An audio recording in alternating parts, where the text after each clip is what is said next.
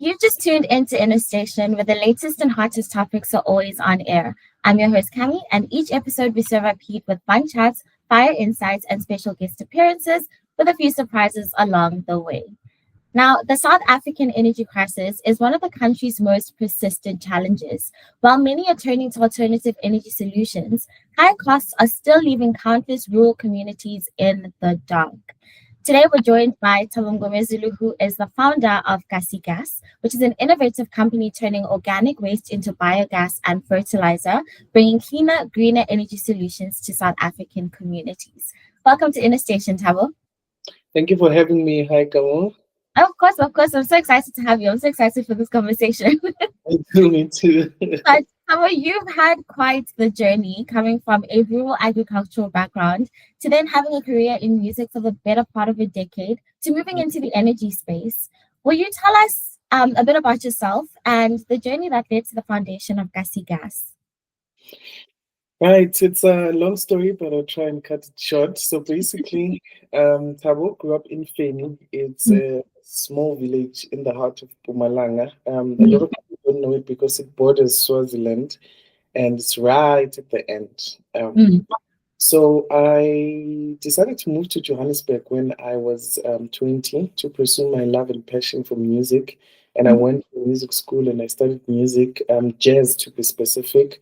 And I graduated from that. And then I started singing professionally in the industry, both in jazz and gospel and Afropop.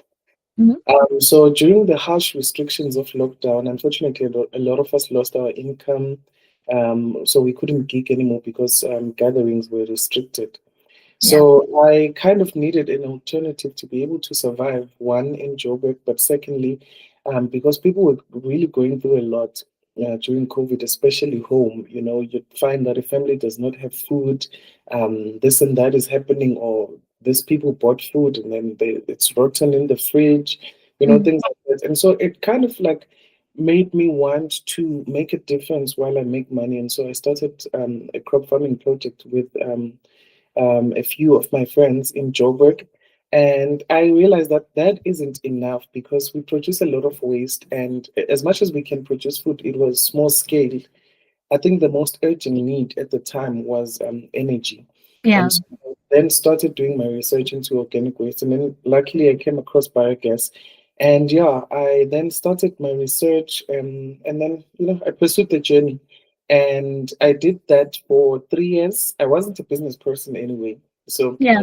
I had to do like cohorts and accelerators through foundations that were really good at teaching us the basics of business, understanding how to pitch, writing a pitch deck, writing a business proposal, those kind of things, and also the jargon of business, because a lot of people would just come there and just drop words, and you're thinking, what the hell does that mean? Yeah. But yeah, I spent a lot of my time learning that, and then eventually in 2024, I pitched, and then I got funding, and obviously I'm biased because I grew up in Feni. So when I got the funding, I wanted to start here in Feni because I mean I understand dynamics and I've got relations with the local leaders and things like that. And so yeah, I left work and I left music to pursue biogas production. And it's been fulfilling turning waste into energy and seeing how people interact with that. Yeah, and I think that is the most interesting thing to me is like you hardly ever hear of like creatives moving out of the creative space into spaces like energy. So I imagine that must have been a very daunting transition because you genuinely don't know like what you're getting into. It's two completely different worlds, but you are here and you're doing great. So shout out to you. Thank you. Thank you. And on the topic of sort of alternative energy sources, when we speak about that, we always primarily hear about solar and wind, but we don't always hear about organic waste. Why do you think that South Africa hasn't fully tapped into the organic waste solution as an alternative energy source for the country? So I read an article that South Africa did actually try to do a biogas initiative like a long time ago, but the challenge then was that electricity was very cheap in South Africa. It was Yeah. like next to nothing, because a lot of our coal actually went into electricity production. So there wasn't a need for biogas, and I guess the idea was just dumped then as to this is a failed project, it doesn't work and things like that. But now things have changed. Electricity is quite, exorbitant. So, Yeah. so a lot of people are looking for alternatives. And during COVID, solar was also very costly and still is for a lot Mhm. of the population. And so people don't actually explore different kinds of energy. I think we just all rely on ESCOM and we're like, oh well, if we don't have ESCOM, then we can install solar and things like that. But people don't actually think beyond that because there isn't a lot of education that goes in with regards to different kinds of energies or energy sources in South Africa. And so organic waste has been, looked down upon. But right now the population is growing and there's a lot of waste produced and it's starting to become a problem. And Mm. our world also transitions from fossil fuels to renewable energy. There is a bit of interest, but it's still very low in South Africa. And I think it has to do with our education system, Yeah. but also the fact that people aren't really interested in energy and knowing how it gets to their houses. If you ask a normal person, they don't know what causes load shedding, but we've had it for the past, I don't know how many years, 13 years, 14 years. You Yeah. know, people are disinterested. They just want to pay and get the services. And I think off the back of that, I mean, I imagine things like that do make starting a business in the energy space very challenging, right? Because there also isn't like the buy-in from people in terms of like they know what it is that you're doing, they understand the market, and so they can show up for you. So can you tell us some of your biggest challenges that you've experienced with not only starting a new business, but also starting a business that hinges on such an innovative idea? Well, the challenge I had, which is very interesting, is that so when we started the Biogas initiative, we thought we were going to sell it in 1 cubic meter bags, which was going to cost 20 rand, and people were able to cook for 2 to 3 days. And I thought, wow, that's a bargain. People would want that. But when we did Yeah. our surveys and we started demonstration and people looked at this bags, they were like, nah, this is not safe. And you can't really convince them that the bag is safe because it works the same as a gas cylinder. Yeah. And another challenge that we found was that people don't trust biogas because it comes from waste. And so they were always thinking, well, it smells, I'm sure it must smell, and things like that. But you keep on explaining, no, through the process of producing biogas, you then scrub it and you take out the sulfur. Sulfur is the gas that smells, trying to do that. So it's been quite a challenge trying to explain to them that, there's a flame that can actually come from organic waste. But luckily for me, I was able to then prototype, and then and invite people to the plant and then demonstrate to them and show them exactly what is happening. Then that's when they like thought I'm a magician or something. But a lot of people who actually studied chemistry and physics in school actually remember this process and they know that methane burns. I'm not sure if you've seen when the cow is bloated and then they PS the cow, and then there's methane that comes out, and there will be demonstration to show people that it burns. So LP gas is propane, butane, and then biogas is basically methane. So it's the same kind of process gases. They have a flame Yeah. too. So yeah, it was kind of like difficult to get people to understand that you can actually generate electricity or energy to cook and heat through organic waste. But Yeah. obviously, you overcome that by doing, allowing people to your sites so that they understand what actually is going on. And I think that's the thing, isn't it? Is it always helps to bring people behind the scenes so they can actually see that it works and stuff. Because a lot of the time, when you're putting something new in the market that people don't have experience with, there is that sort of hesitance at first to even try to like engage with what you're doing. And Yes. I think as South Africa, we are not a nation that has like a shortage of innovation and ideas. And there's a lot of drive, I think, to sort of get things started. And your journey and your business is an example of that. Through your experience, what are some of the things that you think that we can do as a country to sort of support innovators and help them make their ideas into reality? I'm not going to beat about the bush. The challenge we always have is money. It's not that we don't Yeah. know what to do. It's the problem is always the financial constraint to it. I wish there was a country's crowdfunding thing where everyone could just like put 1 rand and things like that, and they would support innovators and innovation because we're basically disrupting what the government is doing. what other Yeah. markets are doing, things like that. So there's no way you're gonna get support from the get-go. Obviously, what everyone wants to see the traction, what people want to see if it picks up, things like that. So it Yeah. would be nice to have a crowdfunding as a country where that money just goes to innovators. But obviously, we know the challenge we have in our communities. We can't work together. But that is my one wish, because there's a lot of innovations out there that are dying. Yeah. Organizations such as the CSIR who have been innovating for years and years and years, and they've never actually commercialized on these things because of the lack of funds and things like that, which is really Yeah. sad. I mean, it used to be leading in so many industries. I mean, I think the first transplant happened here in South Africa. When you look at the nuclear Mhm. power, South Africa was leading. There's so many things and innovations that were happening here, but with time they've died down because of the financial constraints. And I think that's a bit weird, isn't it? Because we have so much need for innovation now more than ever.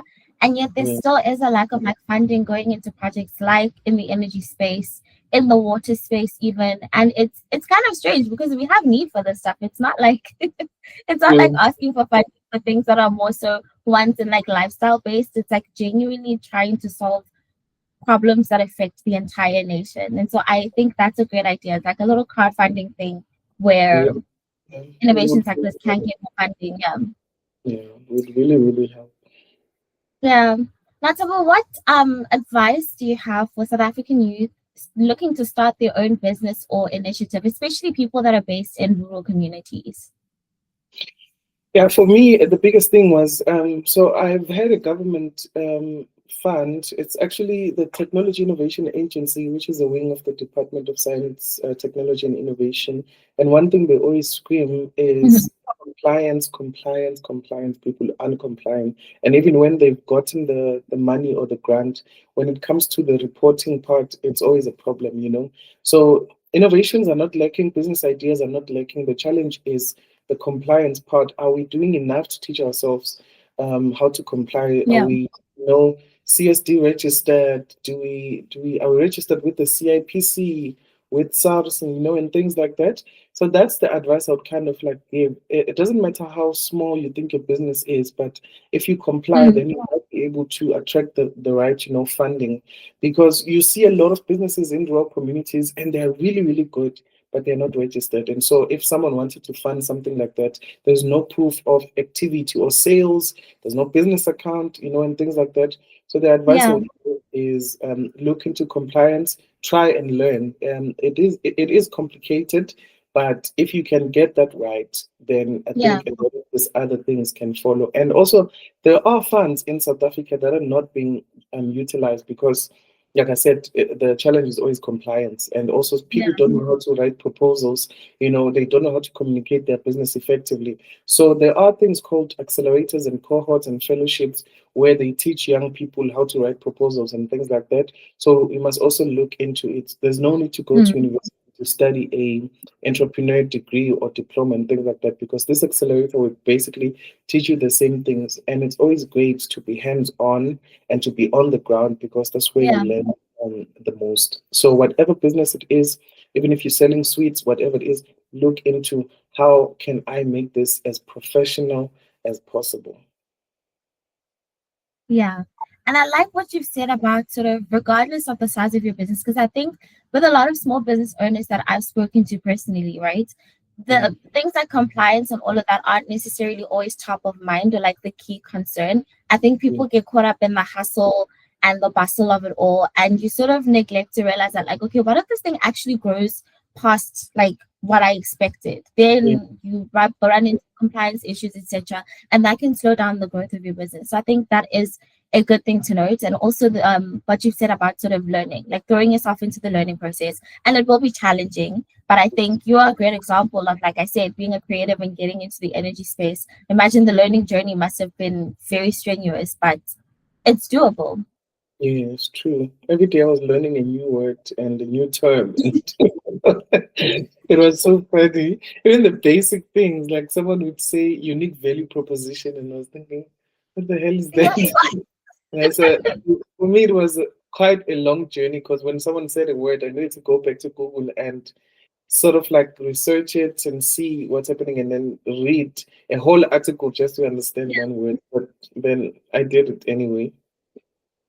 Yeah, and I think it's so relatable, right? Because I mean, for us at an agency level, you interact with so many different clients, and some of Mm, our clients exist in very technical industries, and there is every day a term, a thing that is said that you don't know what it means. But thank sure. goodness for Google, right? Because you can always just pull out your phone quickly and find out. ChatGPT now. Thank you for ChatGPT. Thank goodness for ChatGPT. Yeah. But before I let you go, I'd like to play a round of hot takes with you. How it works is that I'm going to give you three categories. You're going to choose one category, and from that category, you're going to answer a mystery question. Okay. Cool.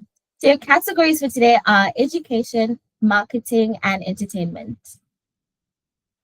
Education. Education. You're doing education. Okay. So if but I think you've touched on this one already, right? Because the question is, if traditional degrees were to disappear today, how would you um prove your skills to land your dream role? So how would you go about learning to land your dream role if like traditional degrees were gone? So I know a guy from India. So his friend actually started this village where their module is just water. So Hmm. they don't go to like normal schools. They go to they teach themselves about water, energy. I forgot, and food. I think that's the Yeah, third thing, and that's something basic that everyone knows that they will need. And so you can just learn from doing. You can learn from others who are actually doing in the space. I think that's how I would take it, because we were taught to go get our degrees, but now we're stuck with our degrees because what the hell are we doing, but yeah, Africa and South Africa requires that you invest into infrastructure and basic things like yeah, water, energy, and food. Those are things that people will always be needing. And so those basic things, I think I'll get into that space in that manner by mm, doing, being hands-on. If I wanted to learn about food, I'd start planting today and see what yeah, works and see what doesn't. So I think, yeah, that's how I would do yeah. So just sort of getting into the practicality of it and actually doing it. Yeah. And I it. think that is the way that like a lot of the job market that I've seen is moving in that direction. People are sort of being more focused on skills versus sort of just having theory based knowledge, right? Because then Yes. it's more important for you to be able to do the thing than know like just the basics of like how to do it. So that Mm. makes sense. Yeah. But Tama, thank you so much for joining us today. I think this was such an interesting conversation, and hopefully it inspires somebody to also just start looking in different directions to sort of start their own business, especially in spaces that might feel a little bit intimidating, like energy. And Yeah. hopefully they can look to you and see that it is possible and it really is doable, even with no background in that space. And Yes. to the audience, thank you so much for everybody who tuned in today.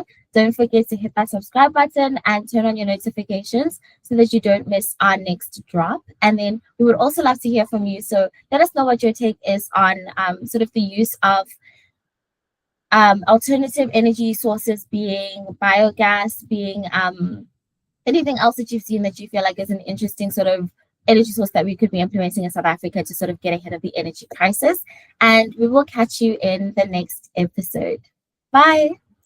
Bye.